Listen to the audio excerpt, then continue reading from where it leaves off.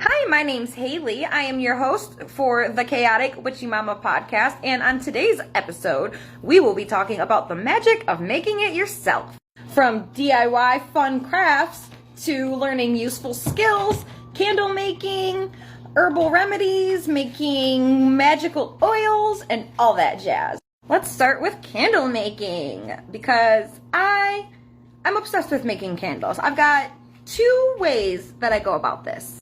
So the first obvious way to make your candles is to put it on the stovetop in a double boiler system. You've got your candle making container and it goes inside of a pan of water on the stove, and the water boils and melts the wax on the inside.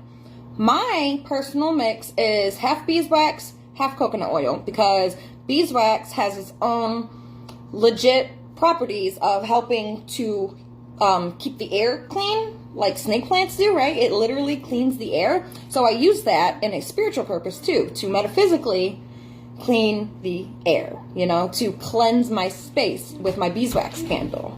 Plus, buying beeswax candles are so freaking expensive. I decided to buy a 10-pound box of beeswax online, and now I make my own. And that just adds to layers of magic. That's why I like homemaking stuff so much, because each thing I do is just another layer on top of layer on top of layer.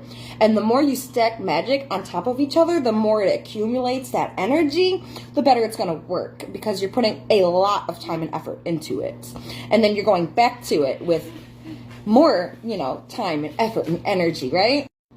Another way that I like to make my candles is like a leftover candle making thing. So like I save the scraps of candles that I've already made, when you get to the bottom of your little candle molds or it starts spilling over, I collect all my little chips of wax and I put them in a baby jar on top of a wax warmer, and then I make secondary candles with leftover candle pieces. And that's kind of where I've been doing a lot lately, because I already have a lot of candles made. So lately I've just been collecting scraps and making a new set of candles with old wax. I personally don't add any scents to my candles while I'm making them, because it makes it easier for me to use that candle later for whatever spiritual purpose that I want. So, like if it's just a basic beeswax candle, I can add the essential oils or magical oil mixture that I made to it later and use it that way in my magical practice, if that makes sense. The next thing that I love making myself is herbal infused oils. I've got sitting in front of me chamomile, lavender, eucalyptus, and sage. Another one that I use an absolute lot, and I've already talked about multiple times, is clove. I use clove oil a lot, and all of these are good for medicinal and spiritual uses. Just a very quick, simple how-to. Basically, herbs inside of a mason jar, pour your oil, let it sit for 6 to 8 weeks. All of mine sat for more than 8 weeks. The longer, the better infused it is. Anyway, I'm not going to get into all of the specific uses for each individual herbal infused oil. I'm just going to give a few basics on how you can use oils in general, and then you can decide how you want to associate which oil and how you're going to use it. I'll probably have a whole episode at some point on just herbs in general, their properties, and how I like to use them. You can use your oils to anoint candles. You can use your oils to anoint necklaces and then wear.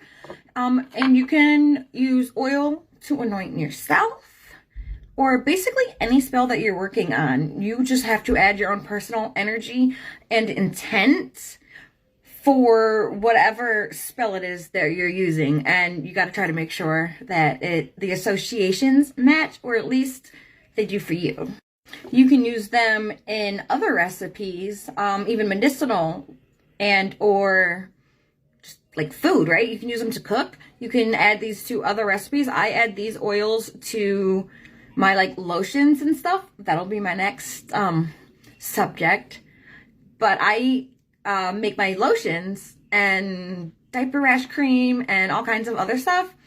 I use, if it calls for any type of oil, I use my infused oils. And depending on what I'm making, I use the appropriate oil, right? And or add the appropriate intent, like my diaper rash cream. I always add lavender because lavender is good for diaper rash purposes.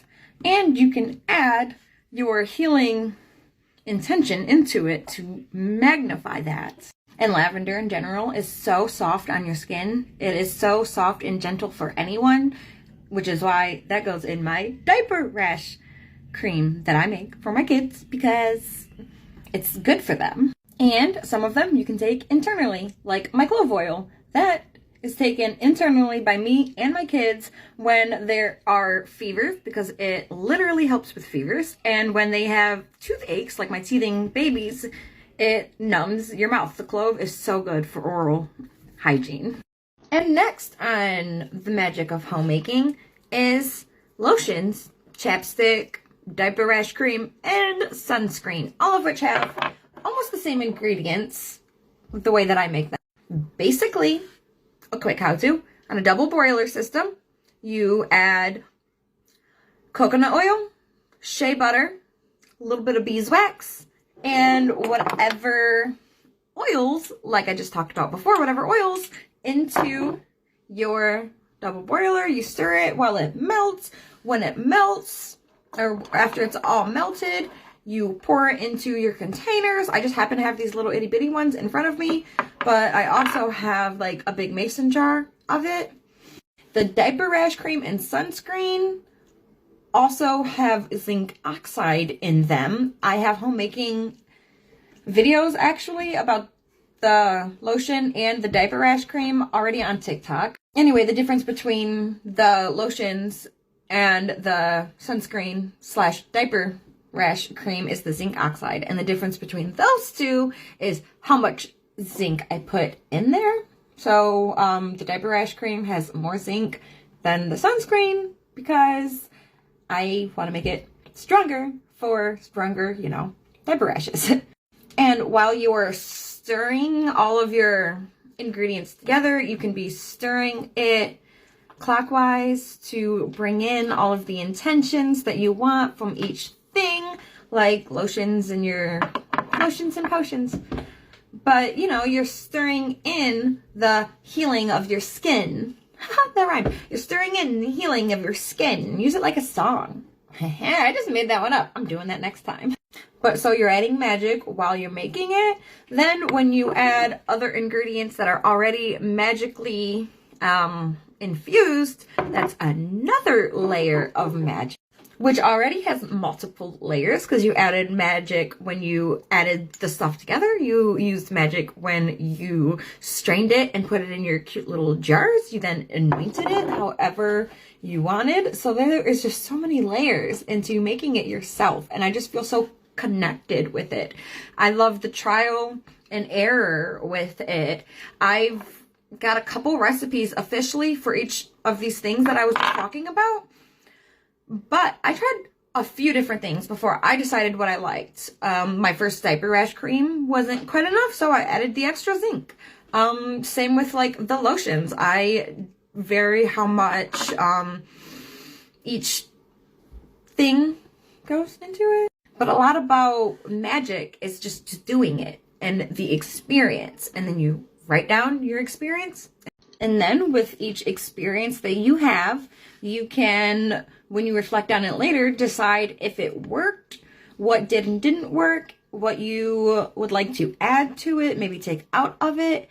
I kind of like readjust a lot of my recipes, and a lot of my recipes are all magically infused. So everything that I do, almost everything that I do, is a little bit practical and like just necessary for daily life, and also magical and spiritual because I love intertwining magic and mundane. It just makes sense to me. Plus, if I didn't, I would never have time to do it because I had 3 kids in 3 years. So now I have a 1-year-old, 3-year-old, and 4-year-old. I would never have time for ceremonial magic, so this daily practical thing works so good for me.